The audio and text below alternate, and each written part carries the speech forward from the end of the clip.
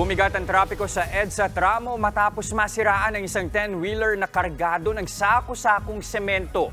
Sa EDSA Ortigas naman, nakaidlip ang isang taxi driver kaya bumangga sa mga concrete barrier. Nagbabalik si Hannibal Talete. Nakahambalang pa sa EDSA Ortigas flyover ang taxi na ito na madatnan ng News 5 pasado alas 4 ng madaling araw kanina. Wasak ang kanang bumper at halos matanggal ang gulong ng taxi matapos itong sumalpok sa mga concrete barrier. Kwento ng 70 anyos sa taxi driver na si Lito Quenzler. Galing siya ng BGC at pauwi na ng Novaliches nang mangyari ang aksidente. Aminado siyang inaantok habang nagmamaneho. Alam ko na inaantok na ako, kaya sabi ko kaya pa naman eh. Ito nga naligtasan ko yan eh. Pag lagpas ko dito, bigyan ng siguro napikitan ako at tumama doon.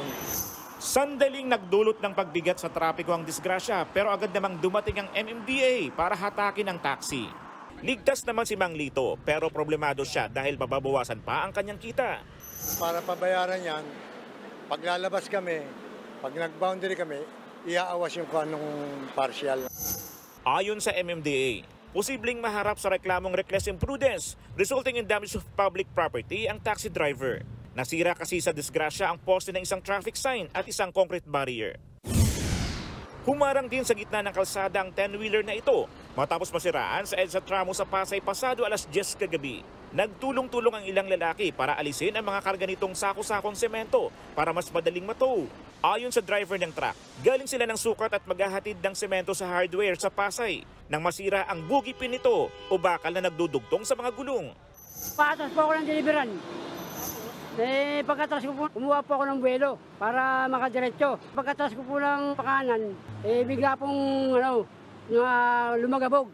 Bali po yung yung pinakang bugi. Nasa 600 sako ng semento ang karga ng truck at may bigat na 24 na tonelada. Tumagal din ng 1 oras bago ito na nagdiskarga at naigilid sa kalsada. Naipasok din ito sa pupuntahang hardware noong pasado hating gabi na. Natiketan ang truck dahil sa reklamong stalled vehicle at obstruction. Nagbabalita mula sa frontline, Hannibal Talete, News 5. Mga kapatid, Jess De Los Santos po, huwag magpahuli sa mga umaaksyong balita at napapanahong issue sa bansa. Para sa mas malawak na balitaan, mag-subscribe at mag-follow sa social media pages ng News 5.